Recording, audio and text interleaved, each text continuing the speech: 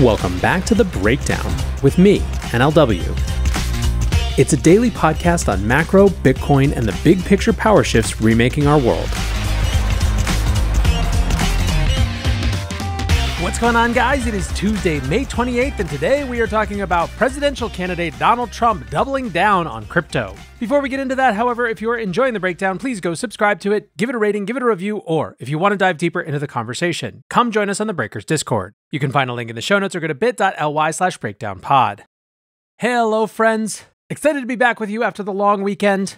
Although today we are going to be a little bit shorter than usual, kind of an abbreviated episode. I am racing off to the airport. I will be down at Consensus this week, but I didn't want to leave without an episode. And the big story that I wanted to discuss is that former President Donald Trump has continued to push the narrative that he is this cycle's crypto candidate. Shortly before an appearance at the Libertarian Party's National Convention on Saturday, he posted on Truth Social, "I am very positive and open-minded to cryptocurrency companies and all things related to this new and burgeoning industry. Our country must be the leader in the field. There is no second place. Crooked Joe Biden, the worst president in the history of our country, wanted to die a slow and painful death. That will never happen with me." Always one for mincing words is former President Trump.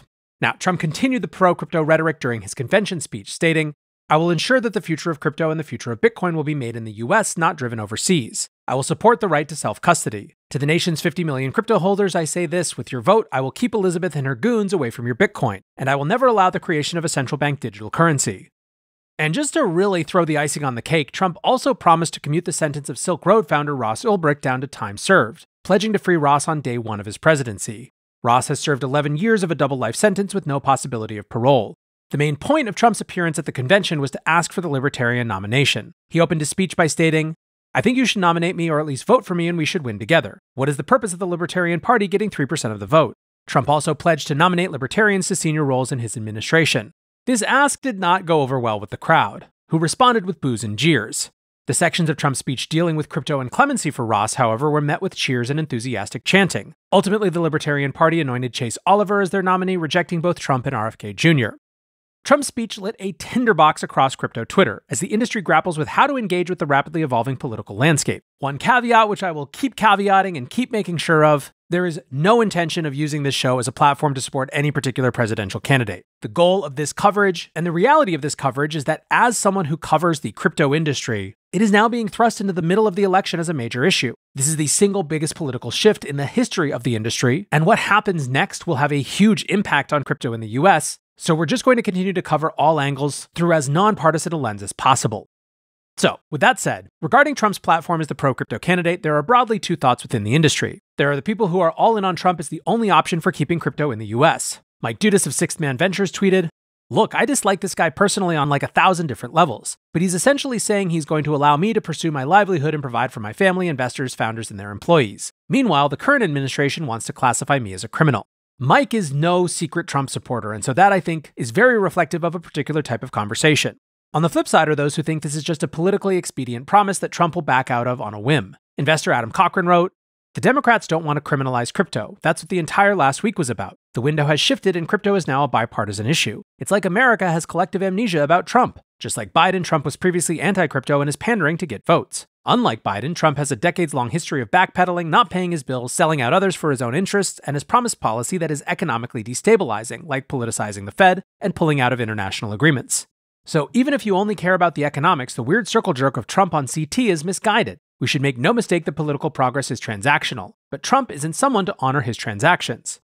Others were less focused on the particular candidate and more focused on just how much the Overton window has shifted over the past month. Trump giving crypto a prominent position in his campaign has forced Democrats to put forward a policy and will likely even see discussion of crypto at the debates. That is a huge shift from every other election where crypto was an afterthought. Crypto Tax Guy wrote, "Lots of people are uncomfortable supporting Trump. Good. Politicians should always make you uncomfortable. What's key here, though, is the public recognition by a president that crypto is important to tens of millions of Americans and isn't going away."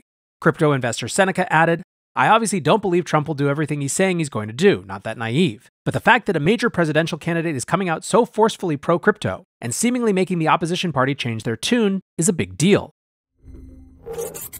Hello, Breakers. Today's episode is sponsored by Ledger. As another cycle ramps up, it's another chance to think about your Bitcoin custody best practices, and of course, to help all the new folks do the same. Ledger is the global platform for securing Bitcoin and other crypto. Ledger combines both hardware wallets and the Ledger Live app to offer the best way to buy, sell, swap, and stake without sacrificing on security or self-custody. Ledger features cutting-edge technology in the form of a certified secure chip and a proprietary operating system, but also brings ease of use. This makes Ledger a safe and secure way to manage your digital assets without all the stress. Check out the link to the Bitcoin Ledger Nano in the show notes.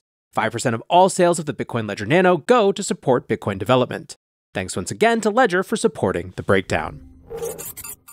There's still significant commentary around the idea that Dems need to suffer a political cost to entrench crypto support within the party. Tushar Jain, the managing partner of Multicoin, wrote, "Crypto has become a central issue in the election. Two possible scenarios. One, Republicans keep supporting crypto while Democrats keep demonizing it. Republicans win single-issue swing voters in key states. Second, both parties compete to win crypto single-issue swing voters. That's why we can't take pressure off the Democrats on this issue just because of recent actions. They need to demonstrate their commitment to supporting crypto more strongly, or they need to lose elections." The promise to deliver clemency for Ross Ulbricht also struck a chord. Ross's incarceration has long been an issue for libertarians who believe that no one should be jailed for facilitating freedom of trade between individuals, even in illegal goods. For others, Ross's massive sentence is emblematic of the overcriminalization of America. After hearing the news, Ross tweeted, "Last night, Donald Trump pledged to commute my sentence on day one if re-elected. Thank you, thank you, thank you. After 11 years in prison, it is hard to express how I feel at this moment. It is thanks to your undying support that I may get a second chance." Many pointed to the fact that Trump already had 4 years to pardon Ross and failed to do so. Ross was considered late in 2020 as the administration delivered over 140 acts of clemency in its final days. CASA CTO Jameson Lopp wrote, "Trump promising to commute Ross's sentence is political pandering. He had the opportunity to do so for 4 years and declined. Actions speak louder than words." An orange-pilled preacher who goes by Pastor Coin commented, "Trump doesn't care about Ross or Bitcoin, that's not the point. The point is he now believes it's politically expedient to free Ross. It's a ransom, your vote, and Ross is free. No one thinks Trump cares or is doing this because he cares. It's easy votes for him. And if Ross is out of jail, it's nothing for Trump. If I was American, I'd vote for Trump just to free Ross." Notably, freedom for Ross showing up on the political agenda presents an interesting opportunity for the Biden White House to extend a meaningful olive branch to the industry. Daniel Buckner, the head of decentralized identity at Block, tweeted, "Biden could easily mute any advantage Trump gained over the last 24 hours. Free Ross Ulbricht now to steal the thunder. Publicly support Bitcoin to deflect eye lasers, and have Congress pass a CBDC ban. Biden is now hostage to these issues and will own the outcome if he refuses." So what about how this all plays out in politics? Following the Saturday speech, it appears that Trump's lead has widened. Prediction market Polymarket now has Trump at a 56% chance to win the election, up 2 percentage points. Crypto-native prediction markets have an obvious likely bias, but 538 also has Trump with a 1.7% lead in the polls.